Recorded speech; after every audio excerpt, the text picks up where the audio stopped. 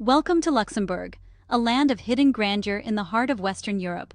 Though small, Luxembourg is packed with breathtaking landscapes, ancient fortresses, and vibrant culture. We'll soar above city walls, glide over lush valleys, and explore castles that rise from rocky hills. Every twist in the road reveals a new story, nature and history woven together. Join me as we unveil Luxembourg's top 12 treasures. The adventure starts now. Welcome to Luxembourg City's Old Town, the Gibraltar of the North. Perched atop dramatic cliffs, this fortress city overlooks the winding Alzette and Pétrus rivers. For centuries, its mighty ramparts and casemates made it a coveted stronghold, now transformed into a UNESCO World Heritage Site. Stroll cobblestone streets, discover hidden gardens, and enjoy vibrant cafes, where history and modern life blend seamlessly in this remarkable city.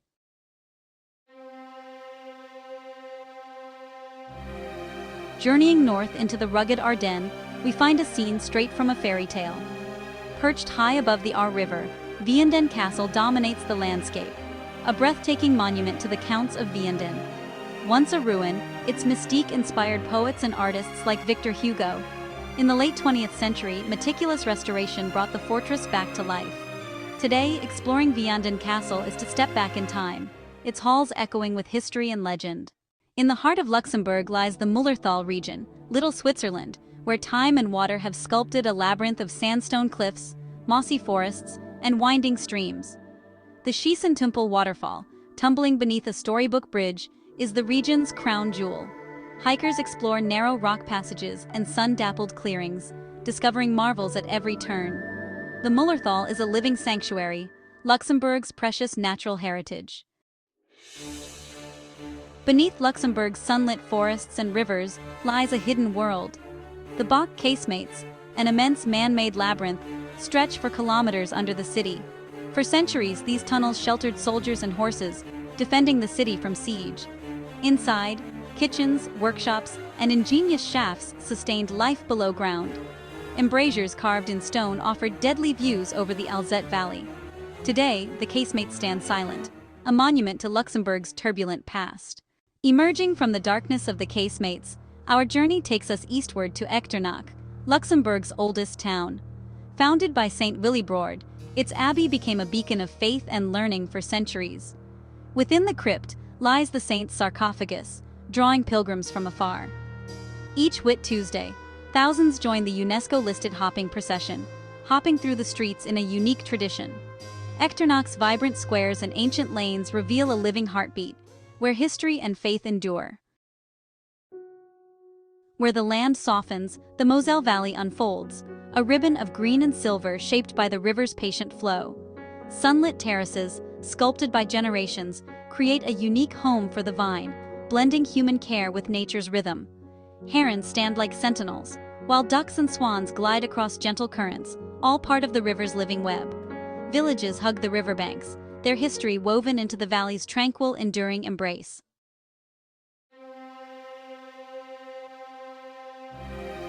Rising from the dense Ardennes forest, a stark white sentinel against the deep green, stands Clairvaux Castle.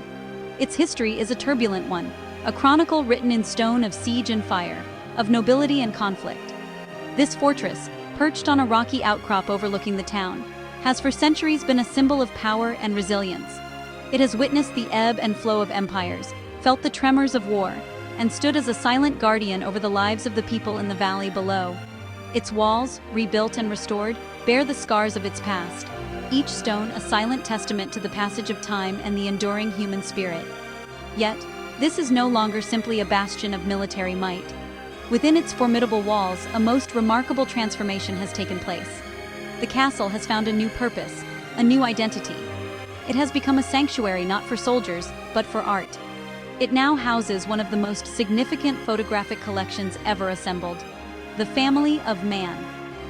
This collection, a powerful and moving portrait of humanity in all its diversity, has found its permanent home here, turning a symbol of division and warfare into a beacon of unity and shared human experience. It is a profound and beautiful irony.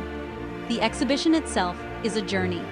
Curated by Edward Steichen, a native of Luxembourg, it gathers images from across the globe, capturing the fundamental, universal moments of human life: birth, love, joy, sorrow, work, and death. To walk through these galleries, housed within the ancient stone chambers of the castle, is to be reminded of the threads that connect us all, regardless of culture, creed, or geography. The stark, unadorned photographs speak a universal language, transcending words and national boundaries in their raw, emotional power. It is a powerful juxtaposition, this modern testament to peace housed within the medieval shell of war. Here, in the quiet halls of Clairvaux, the ghosts of knights and nobles now share their space with the faces of farmers from distant lands, of children playing in city streets, of lovers embracing under a foreign sky. The castle has become more than a historical monument. It has become a place of pilgrimage for those who seek to understand the human condition.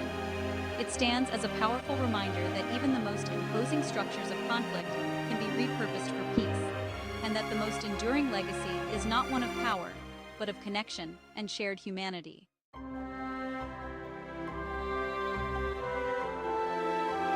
Here, nestled within a verdant valley, we find a curious duality, a story of two castles standing side by side, each telling a different chapter of history. First, the old fortress of Beaufort, a romantic and evocative ruin. Its origins stretch back over 1,000 years, to a time when a keep was a raw necessity for survival. What we see today are the skeletal remains of that formidable past.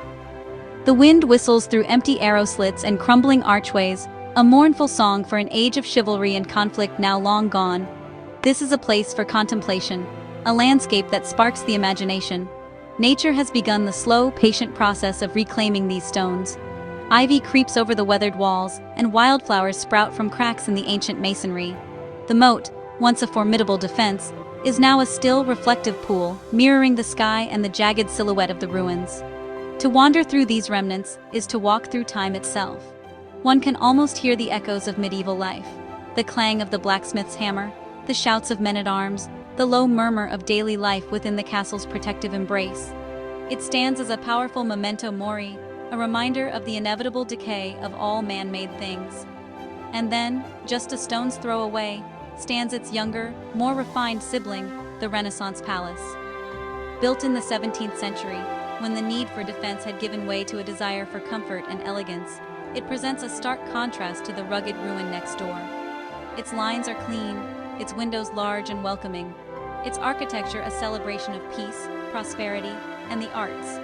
It speaks not of war, but of a life of leisure, of music in grand halls, and of intellectual pursuits in sunlit libraries.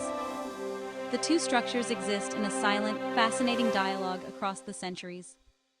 This newer castle remained a private residence for centuries, its interiors a time capsule of aristocratic life. Today, it offers a glimpse into that lost world. While the old fortress tells a story of survival against the odds, the Renaissance Palace tells a story of a culture that had the luxury to flourish.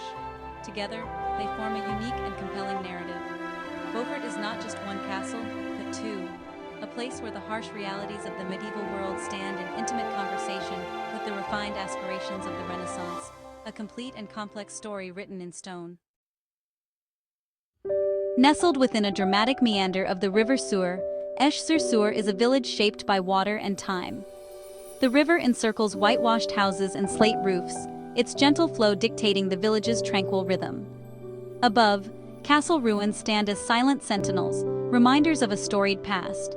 Here, life unfolds at nature's pace, locals and visitors drawn to the river's edge, finding peace in its embrace. The river is Esch-sur-Sour's soul, a constant companion through the ages. On the sun-drenched slopes of the Moselle Valley, the landscape becomes a rolling tapestry of green and gold. Here lies Remisch, the pearl of the Moselle, on the gentle riverbank bordering Germany. Its heart is a magnificent promenade, shaded by mature plane trees, where daily life unfolds at a leisurely pace. Above, steep vineyard slopes cradle the town, producing Luxembourg's celebrated wines. Elegant river cruisers glide by, inviting visitors to embrace the river's tranquil spirit. In Remisch, river, land, and people exist in perfect harmony. In the heart of Upper Sure Nature Park lies a shimmering reservoir, embraced by rolling hills and dense forests. Though man-made, Upper Sure Lake feels as ancient as the land, providing vital drinking water while nurturing a rich ecosystem. Elusive roe deer move quietly through the undergrowth, while buzzards circle above, ever watchful. For people, the lake offers peace, recreation, and a chance to connect with nature's wild heart. Gliding by kayak, each stroke reveals hidden coves and the quiet wonders of this aquatic paradise.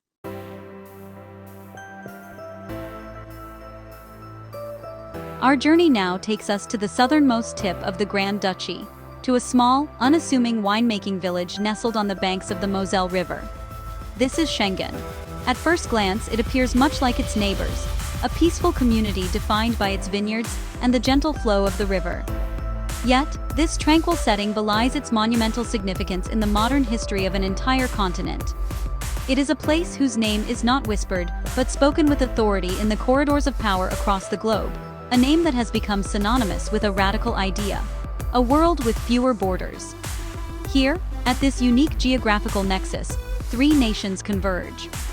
One can stand on the Luxembourgish bank and gaze across the water to the hills of Germany, while just a short distance downriver lies the territory of France.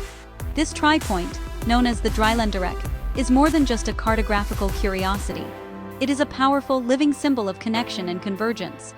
It was this very proximity, this everyday reality of shared space, that provided the fertile ground for one of the most ambitious political projects of the 20th century. The river, once a barrier, became the very medium that would dissolve the lines drawn on maps. It was aboard a riverboat, the MS Princess Marie Astrid, moored near this very spot in 1985, that history was made. Representatives from 5 European nations gathered to sign an agreement that would forever change the nature of travel and cooperation. The Schengen Agreement was a bold declaration of trust, a pact to abolish internal border controls and create a vast area of free movement. The ripples from that single act of signing have spread far and wide, shaping the lives and experiences of hundreds of millions of people, creating a Europe where crossing from one country to another can be as simple as crossing a street. To visit Schengen today is to witness the legacy of that moment. The European Museum provides the historical context, detailing the journey from a divided, war-torn continent to one of unprecedented integration. But the true testament is found outside, in the very air you breathe. It lies in the simple, profound freedom of walking across the bridge to Germany without a passport, of seeing license plates from a dozen nations parked side by side, and of standing at the columns of nations, feeling the weight of history and the promise of a shared future. It is a quiet, powerful reminder that even the most profound changes can begin in the most peaceful of places.